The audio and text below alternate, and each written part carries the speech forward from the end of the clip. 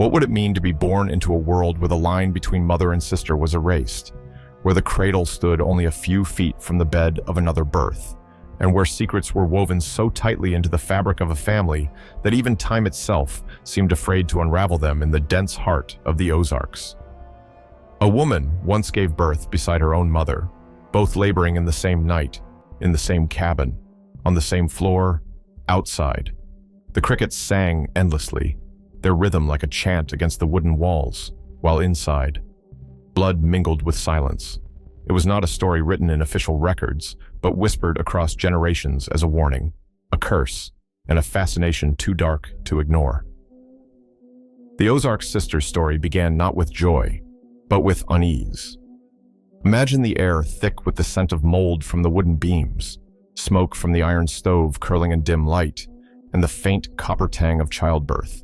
A cracked mirror leaned against the wall, reflecting two women whose faces were nearly identical in exhaustion, as though they were not mother and daughter, but twins caught in the same nightmare, a midwife, herself trembling. Later spoke of the sound she could never forget, the hiss of wind through the broken shutters, and the wail of two infants whose cries overlapped like echoes in a cave. No one outside the family would have believed it if they had not seen it. Yet that night marked the beginning of a bloodline both feared and shunned. The sisters would grow up in that same cabin, the walls heavy with memory, the wooden ring their grandfather had carved resting on the mantel, a silent witness to every secret ritual. But this was only the beginning. The sisters' childhood unfolded in shadows, not in sunlight. Their cabin, swallowed by the Ozark forest, stood far from any road, far from the faint hum of towns where laughter spilled from porches. Inside, the world was smaller, a single wooden table worn by generations of hands, a fireplace blackened with smoke, and shelves of jars filled with herbs, roots, and old letters tied with fading ribbons. This was their universe. Their father seldom spoke. His voice was gravel, his eyes darting like a man guarding a secret. Their mother, pale and prematurely aged, moved like a ghost, as though burdened by a weight heavier than her bones. The girls learned early that silence was safer than questions. A cracked birth certificate tucked into a drawer bore names so similar it was difficult to tell who was who. A confusion mirrored in the family itself. When neighbors passed by on rare occasions, they whispered about the strangeness of the household, about how the children's faces seemed too alike, their eyes too hollow, their bodies too frail. Still, the family insisted everything was as it should be, smiling with lips that trembled. Symbols of their fate appeared early. A small painting of a faceless child hung crooked on the wall, its eyes never filled in, as if the artist had abandoned the work in fear. A lock of hair tied in red thread was hidden inside a wooden box, discovered by one of the girls when she was barely old enough to understand. She touched it with trembling fingers, and from that night on, she swore she could hear whispers seeping from the walls. The seasons brought no relief. Winters pressed cold into their skin until it stung. Summers baked the earth until it cracked. And through it all, the sisters remained bound to one another in ways they could not explain. Their games were secretive imitations of their parents' strange rituals, performed with the seriousness of children who understood too much. At night, when the lantern light flickered, they would sit awake, listening to the rasp of their father's breath and the faint sobs of their mother, wondering why sorrow filled the house like smoke that never lifted. It was in this crucible of silence and shadows that the foundation of tragedy was laid. A childhood not of innocence, but of foreboding. And as they grew older, the unease deepened.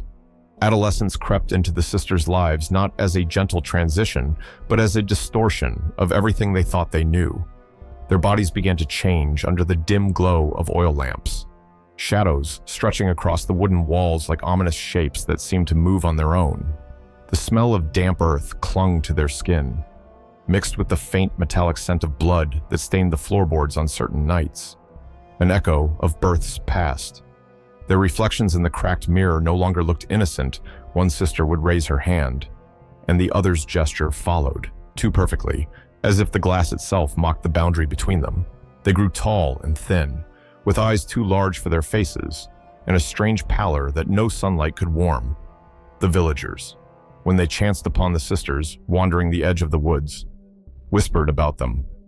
One recalled the way their hair seemed to glisten unnaturally in twilight, like strands spun from cobwebs. Another claimed he heard them laughing at midnight, a laughter not childlike but heavy, threaded with a kind of longing that made the dogs bark until dawn. Obsession began to take root. The elder clutched the wooden ring their grandfather had left behind, turning it endlessly in her fingers, as though it held answers. The younger scribbled symbols in the margins of an old diary, shapes that resembled knots and spirals, muttering to herself as she wrote. The air around them thickened, filled with sounds they swore were not of this world hissing from beneath the floorboards, footsteps in the attic where no one lived, the faint hum of voices that stopped when the lantern went out. At night, their dreams were feverish. One sister dreamed of fire consuming the cabin while she stood paralyzed. The other dreamed of a faceless child tugging at her hair until it burned in her hands. They awoke trembling, clinging to each other with a desperation that blurred the line between comfort and something darker. Their nightmares bled into waking hours, shaping every glance, every touch, until their bond felt less like sisterhood and more like a chain neither could break. Transformation had begun, and the silence of their childhood was replaced by something far more dangerous, a hunger they did not yet understand. The silence of the Ozark cabin did not last forever. Outsiders, drawn by curiosity, pity, or suspicion, stumbled upon fragments of truth that the family could no longer conceal. A traveling priest, sent by a nearby parish to bring the sacraments, later wrote in a trembling hand that he found the sisters kneeling before a cracked mirror, whispering as though to their own reflections. His notes, preserved on brittle paper, described the air as choked with mold and smoke and the smell of burnt hair, though no fire was lit. He left before nightfall and vowed never to return. Yet his account remains as one of the few surviving records of that household. Doctors, too, made their way into the cabin. One physician from a mining town was summoned when the younger sister fell ill. His diary records her skin as cold, clammy, and marked with bruises without cause. He observed the strange resemblance between the girl and her mother, noting they looked like sisters born of the same womb. The physician prescribed tonics, but the family refused further visits. He admitted in his final entry that what haunted him most was not the illness, but the way both sisters clutched each other's hands so tightly their knuckles turned white, refusing to be separated even for examination. Neighbors added their whispers to the growing legend. They told of hearing singing at odd hours low, droning hymns that echoed through the valley. One woman swore she saw the elder sister holding a lock of hair tied with red thread, rocking it like an infant while standing in the yard under the moon. Another reported a painting of a faceless child glimpsed through the window. Though the family denied owning such a thing, each testimony contradicted the next, yet together they formed a portrait more terrifying than any single account. The outsiders tried to make sense of it all with logic, but the records they left behind suggest fear outweighed reason. Handwriting faltered in their documents, words trailed into smudges, and margins filled with hurried sketches rings, spirals, and shadows. The story of the sisters had slipped from fact into something unexplainable, a place where evidence and myth blurred, and soon, the boundary between witnesses and victims would vanish. It happened on a night when the wind howled through the forest like a chorus of lost souls. The cabin stood against the darkness, its windows flickering with faint lamplight, and inside the sisters clung to each other as though sensing the storm that was about to break. The smell of smoke appeared first sharp, pungent, seeping through the floorboards, though no fire had yet been set. Then came the sound, a hiss like a serpent rising from beneath the earth, followed by a sudden roar that made the walls tremble. Flames erupted without warning. Some said it began with the stove. Others whispered it was the lantern knocked aside in the frenzy. But the truth was lost in the chaos. The wooden beams crackled as fire raced across them, shadows darting wildly as if the walls themselves had come alive. The elder sister screamed, a sound sharp enough to pierce the forest, while the younger tried to drag her toward the door, but the air had already thickened with smoke, burning their throats, filling their lungs with poison. A neighbor claimed to have seen them at the window, two pale figures outlined against the glow, their faces pressed together, indistinguishable in the flames. Another insisted only one figure appeared, clutching something small, perhaps a lock of hair, perhaps an infant. Yet when morning came, the cabin was nothing more than a skeleton of charred wood, the smell of ash lingering for miles among the blackened ruins. Fragments were found: a cracked mirror warped by heat, a wooden ring fused into the floorboards, and bones so intermingled no one could determine whose they were. The priest's earlier words returned like a prophecy: shadows within shadows. A house that burns without fire. The records made no sense, yet every testimony agreed on one thing: the sisters did not escape. Their voices, some swore, could still be heard in the smoke that drifted through the valley for days, singing the same low hymns that once unnerved the neighbors. The tragedy was complete, but the story did not end with the fire. For destruction left behind more than ashes, it left behind questions, and questions linger longer than flames.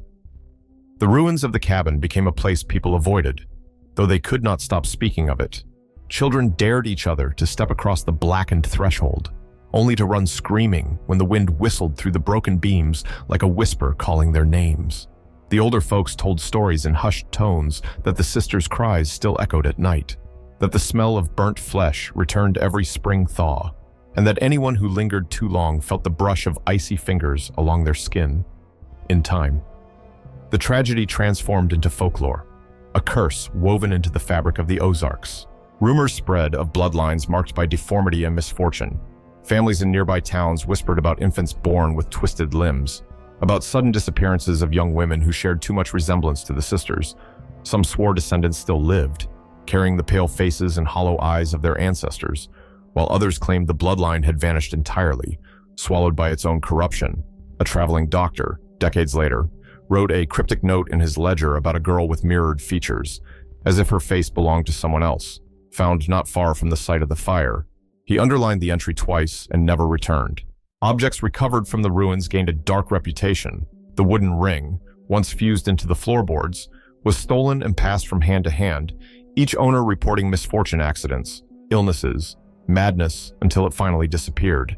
The cracked mirror, rescued by a collector, shattered into dust the night he tried to hang it in his parlor. Even a lock of hair, preserved in glass, turned brittle and blackened as though touched by fire from within. Each relic seemed to carry the curse forward, refusing to let the past rest. The land itself resisted erasure. Farmers who tried to build on the site abandoned it within months, complaining of failed crops, livestock born sickly, and dreams of faceless children tugging at their clothes. The tragedy of the sisters, it seemed, was not a single night of fire but a lingering infection, spreading through memory, rumor, and blood. And still, the story traveled further, as though the curse was not bound by geography, but by the very act of telling. Time passed, yet the sisters were never truly gone. The Ozarks grew quieter, the forest reclaiming what fire had not devoured, until only moss-covered stones marked where the cabin once stood. Travelers who paused there spoke of a strange stillness, as if even the birds refused to sing. In that silence, the memory of the sisters lingered not in flesh, not in bone, but in the collective imagination of a people who could not forget what they had witnessed. Documents yellowed with age remained in church archives and doctors' drawers, fragments of testimony, sketches of spirals, notes scrawled in margins about shadows that speak. Each record contradicted the next, yet all carried the same weight of unease, as if those who wrote them had touched something beyond reason. No matter how many times the story was told, the details shifted, blurred, and resisted certainty, leaving only the undeniable truth that tragedy had unfolded here. Philosophers who later reflected on the tale saw in it a metaphor for humanity's darkest hunger, the urge to repeat what should never be repeated, to cross boundaries drawn by nature itself. Others dismissed it as folklore, a cautionary tale told to frighten children. But those who stood on that ground at dusk, when the last light bled through the trees, spoke of a presence that pressed against the skin, prickling as though unseen eyes followed every movement. And so the sisters remained, not in life, but in memory, an infection of thought passed down like a curse. For memory is not a gentle thing. It binds, it scars, it shapes what we believe is possible. If you carried their blood in your veins, if the curse were yours, would you flee from it or surrender to its pull? The question still echoes, waiting for an answer. The story of the sisters fades not with the fire, nor with the silence that followed, but with the slow erosion of memory itself. Generations passed, yet the echo of their lives lingered like the faint outline of smoke against the sky. Their tragedy was not only a tale of blood and ash, but a mirror held up to humanity's darkest shadows, the proof that boundaries, once broken, leave scars that no time can heal. What happened in that cabin in the Ozarks was more than a disaster. It was a wound stitched into the earth, and the earth has never let it close. There is a strange tenderness in remembering them, a sadness deeper than fear. For beneath the horror lies the image of two young women who might have lived ordinary lives had they not been born into silence. Secrecy, and chains they did not choose. Their laughter, however unsettling, belonged to children. Their obsessions were the offspring of isolation, and their end violent, fiery, unresolved, was the inevitable conclusion of a fate that had been written for them long before their first breath. We like to believe the past can be buried, that flames consume and destroy completely. Yet the sisters' story reminds us that memory is not so easily silenced. It whispers through documents, through rumors, through dreams carried unknowingly by descendants. It waits in the spaces where the human heart wonders what might have been different. Had love not turned to obsession? Had family not become prison? Had innocence not been consumed by fire? So tonight, as the story closes, let us not dismiss it as only myth or warning. Let us hear it as a reminder that tragedy is not confined to one time or place. It lingers, asking us to look closer at our own shadows.